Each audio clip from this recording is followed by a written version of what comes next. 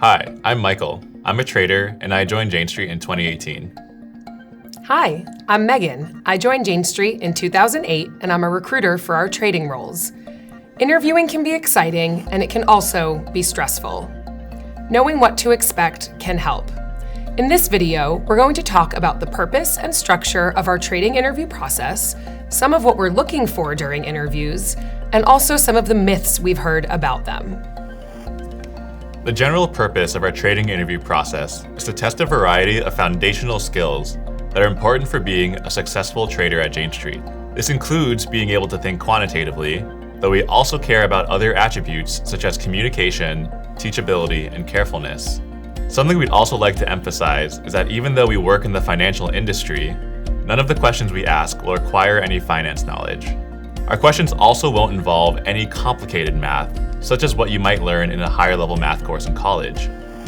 While some of our questions may involve complicated scenarios, they can be analyzed without any especially high-level mathematical techniques. What's most helpful is having an intuitive grasp of probability and expected values, and having some familiarity with the most commonly used tools in those domains.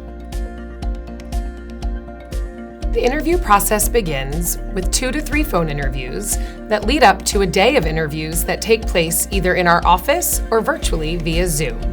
All of your interviews will be conducted by traders who largely have all been through this process before.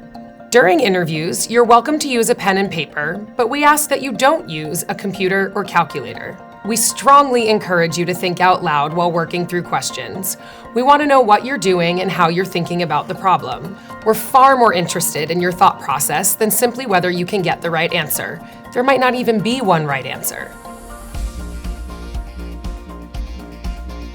Being fast is nice, but being accurate is more important. You're not racing against the clock, and it's perfectly fine to take the time you need to work through a question. We'd suggest giving your answer a quick sanity check to see if it makes sense in the context of a larger problem, or if there's anything you might have missed. So remember, think out loud and take the time you need. To get into more specifics, early interviews typically involve simpler problem-solving techniques and basic probability concepts. Our questions will increase in complexity as you progress through the interview process. For example, in later rounds, the questions we'll ask tend to be more open-ended. We really want our interviews to feel more like a conversation about an interesting topic than taking a test. We think this better replicates what it would be like to work together on a trading desk here at Jane Street. Like Megan said, many of our open-ended questions may not have one explicit, easy-to-compute solution. For example, some of the questions may involve another person playing a game with you and taking actions that you may not be able to predict. In this case, solving for an optimal strategy can be really hard. Instead, it can be helpful to make assumptions and come up with a reasonable first-pass strategy. Once you've done that, you can examine how to improve your solution. For example, by checking if there are any ways the other player could take advantage of your strategy. In general, an important part of problem solving is taking a problem that you can't solve and trying to reduce it to something that you can solve.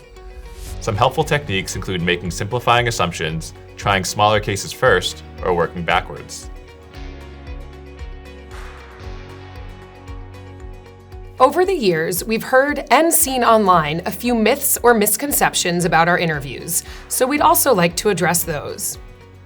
One is that in order to succeed at our interviews, you have to be really good at mental math. That's just not true. We really don't care whether you can compute what 37.2 times 93 is, though I'm sure some of you can. That said, something we do look for is numeracy. For example, if you intuitively know that the average of the numbers between 1 and 1,000 is roughly 500, or that when you square a number between 0 and 1 it gets smaller, that's great and can be helpful when thinking through a problem. We find that being able to work with numbers fluidly is an important skill for engaging in quantitative conversations. Second, saying or doing something wrong during our interviews does not mean that you've automatically failed the interview. We understand our interview questions can be difficult. Ultimately, the point is not to test how quickly candidates can get everything right with no help, but rather to see what it's like to work together on a tough problem. At times, you might be out of your comfort zone, exploring a problem or idea that you have never fully thought about before. Your interviewer will be there to help guide you along the discovery process. And again, we are considering many factors when making our decisions, such as communication, intuition, tenacity, and teachability, not just raw quantitative ability. And finally, if you don't make it through the interview process this year, it does not mean that we'll never re-interview you in the future. This is a decision we make on a case-by-case basis, and a number of traders at Jane Street didn't make it all the way through the process the first time around. Actually, I didn't make it the first time I interviewed. We hope this information helps you feel at ease about what to expect if you interview with us.